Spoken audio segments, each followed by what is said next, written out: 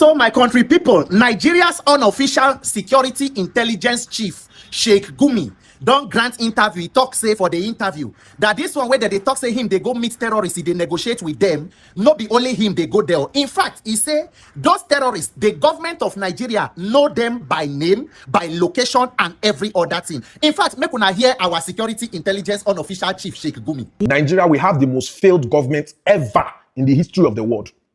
On the 29th of this March, that was when President Tinubu celebrated his birthday.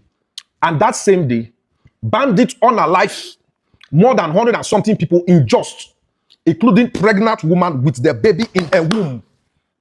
Not just that, a woman, this picture you are seeing, a woman, there some people were trying to get into the police or the force, and I think 5 or 6 unalive.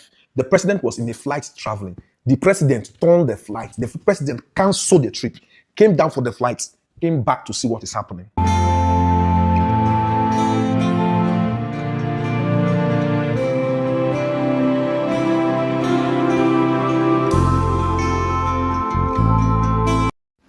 Hi everyone, and welcome back to this episode. You guys, thank you so much for all the love, all the birthday wishes that you guys have been sending to me, commenting in my previous video. Like, you guys don't know what it means to me.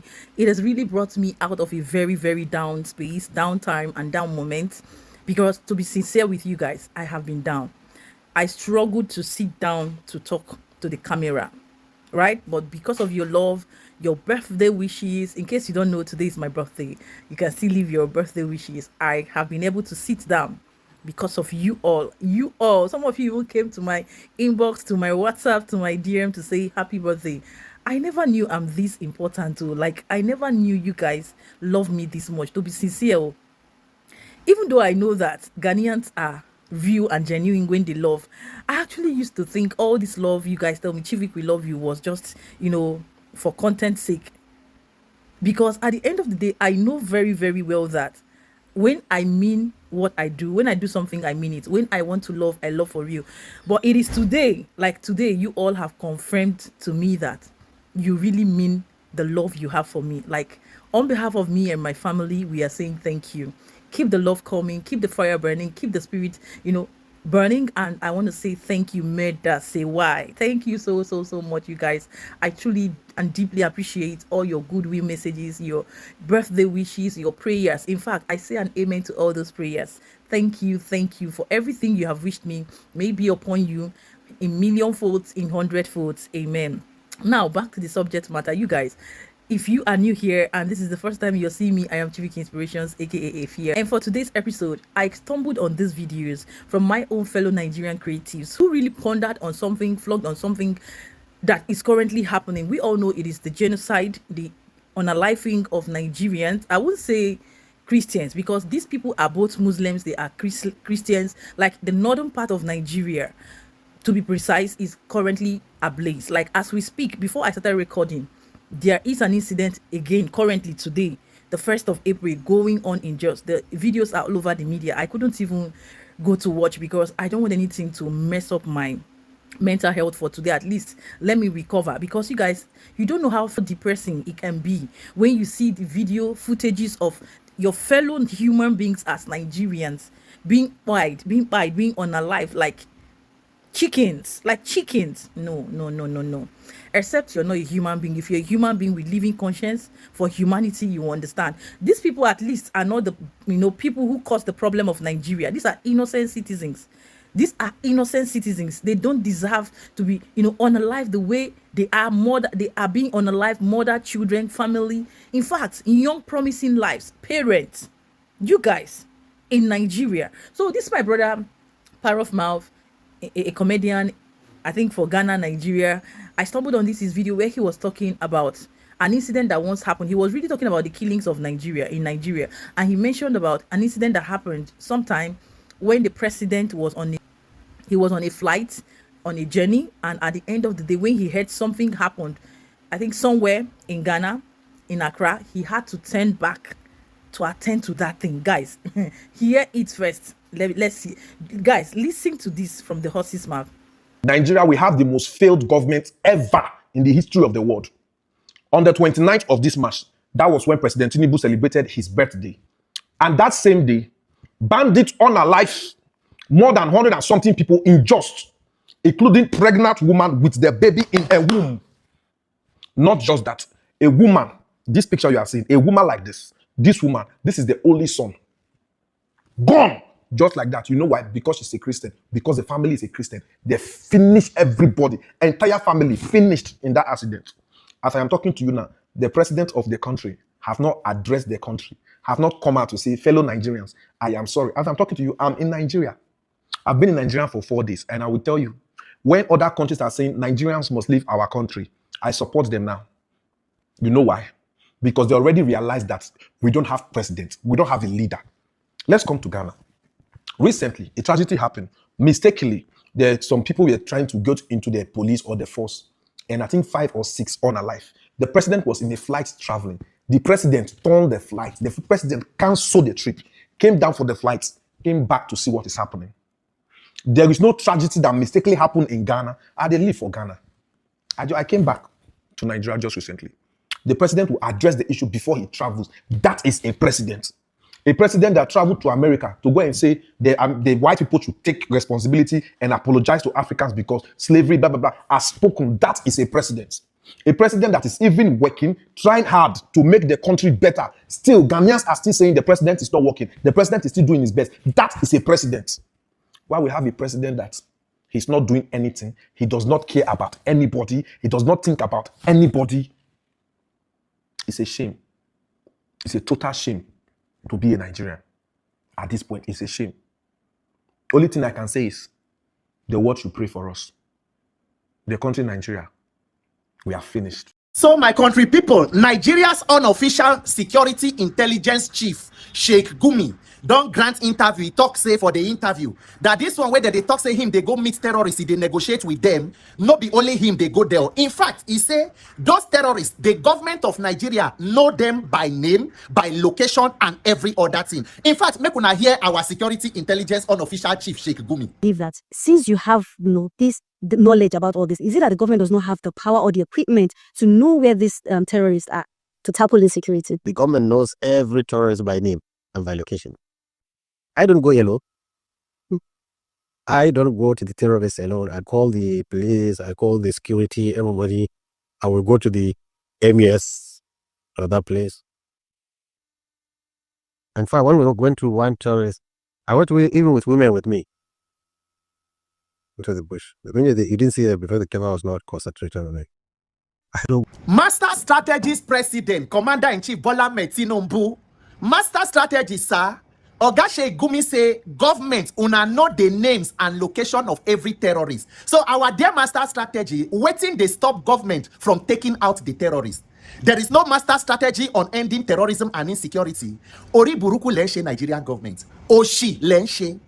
You see this country, Nigeria, so my country people, the truth about insecurity and terrorism in this country will only be known when the victims, all of us, the victims of this kind of inhumanity and evil, when we become sick and tired of being sick and tired and say enough, we must put value to human life. Until then, this multilateral economic enterprise we call terrorism and insecurity in Nigeria, this insecurity office where they don't open for our heads, so it will continue.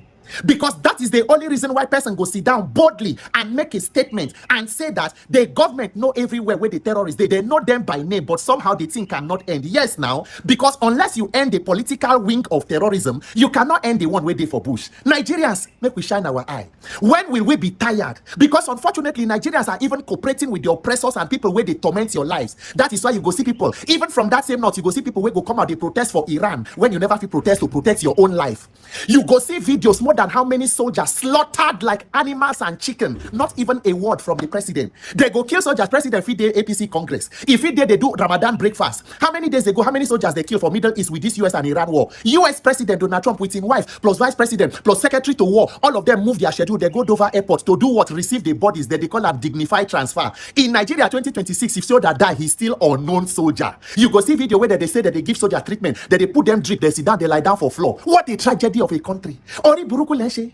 Look at this video of women where they run, where they waka so as they go so. Not be convention that they go, not be crusade that they go. No, not be rally. Now people where they run out of their communities as bandits and terrorists don't ransack the whole place. As they go the place where they go for IDP camp. So nobody say they go there safe. For last week they even attack IDP camp, kidnap more than 100 people from IDP camp in a country where they budget money to rehabilitate terrorists. Somebody they wake up, grant interview, talk say these terrorists are known to the government. Nigerians, it is up to all of us. Make we continue to they make excuses, they pamper. Nnamdi Kanu is prison. Sunday Igboho is standing on the mandate which shall collapse. Now Yoruba nation don't end. And then Shegumi is granting interview. Nigeria, a country of truly particular concern. Because even with the people, we don't become people of particular concern. To be permitting this level of recklessness and insanity, we call government in this country. Every day people they die. Every day people that they kill, that they kidnap. Terrorists go collect ransom. He go pose with and snap. He go say, they say the boy don't die, never die. Oh yeah, call your people, take phone, tell them say you still their life. For country we get commander in chief. Ori Buruku PLC. Ori Buruku Nigerian PLC.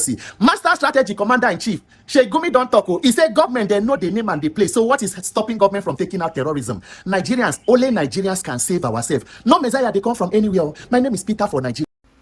Did I just hear that the president turned back? The president turned and went back to the scene to attend to that issue. Lord have mercy. You guys, do you know that since the incident and for over a decade, the incident of unaliving of Nigeria, the insecurity, every, numbers of unaliving, numbers of people being bite in their numbers in Nigeria, we haven't even heard the president once at least come out to say, okay, we know what is happening in Nigeria, this to at least address the fact that something happened. To address the fact that something happened though. Secondly, at least to compensate or grieve with the bereaved. Nothing as such has ever happened. So when you see me, when I hear that the president of Ghana actually did turn back, and there's literally nothing I've experienced, I've observed that happens in Ghana that you will not hear, good, bad, ugly. The president of Ghana will just come and address the nation. God. You guys, tell me why foreigners as this will not have something to say about Ghana. Just take a look at this.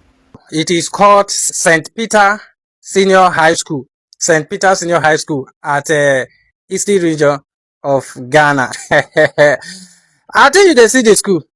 You they watch, alright? You see the buildings, the road construction, the school bus and everything. You see the way it's going. The park, which is we call a stadium, I mean a football field, and the agricultural center, everything. You see the way it is.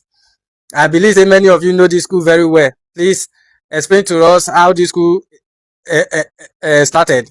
And as you can see the buildings and everything, even the old buildings is there. They are still building new ones, and everything is active.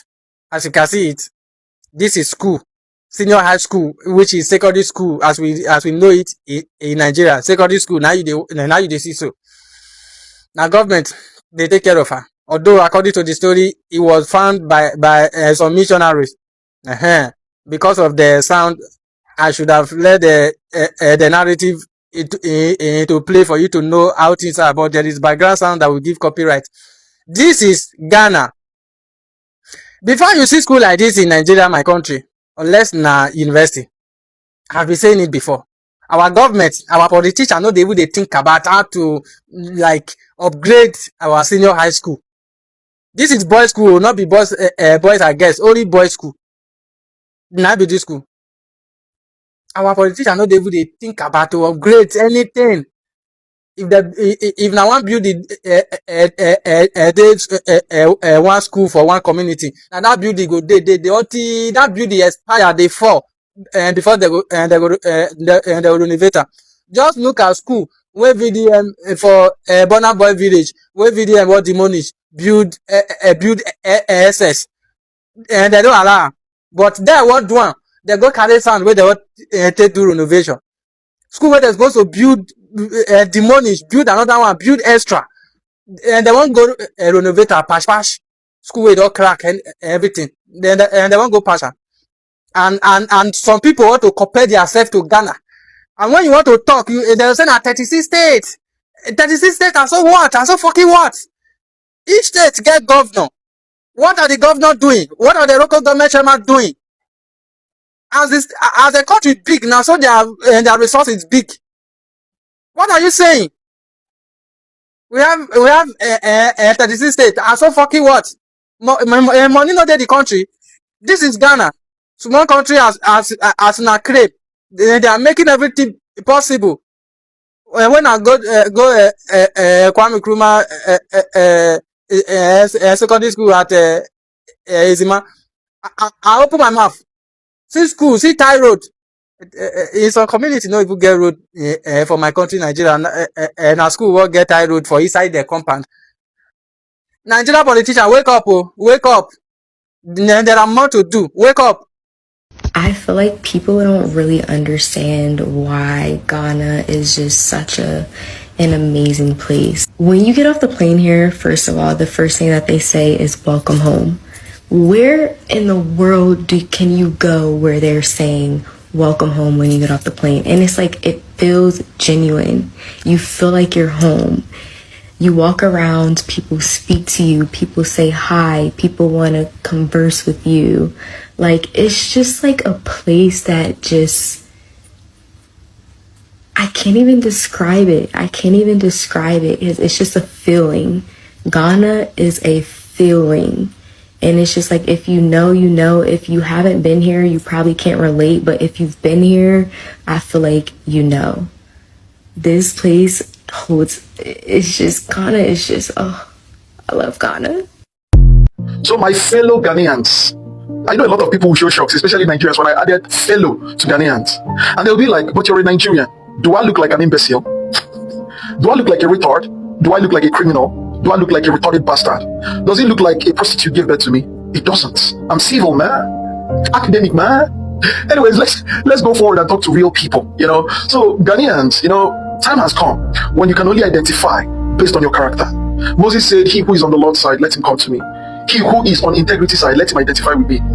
For what it's worth, I only identify with people of integrity and not people of criminality, right? Now, but let's get straight to the point. Ghanaians, my fellow Ghanaians. Anytime I want to address Ghanaians, South Africans, Botswana people, Namibians, I would add my fellow to that, right? So let's get that down. So my fellow Ghanaians, I have something to tell you people. So you people should listen to me with this rapt attention. This rapt attention. Rapt attention. Now listen to me very clearly. You see, what you people have, everybody knows, there's no debate on it. What Ghanaians have right now is gold. Everybody knows it. Nobody can debate it. What Ghanaians have right now going on for them is pure gold. And I don't mean the natural resources. I mean gold in the sense of progress, gold in the sense of success, gold in the sense of development. Ghanaians have got it all.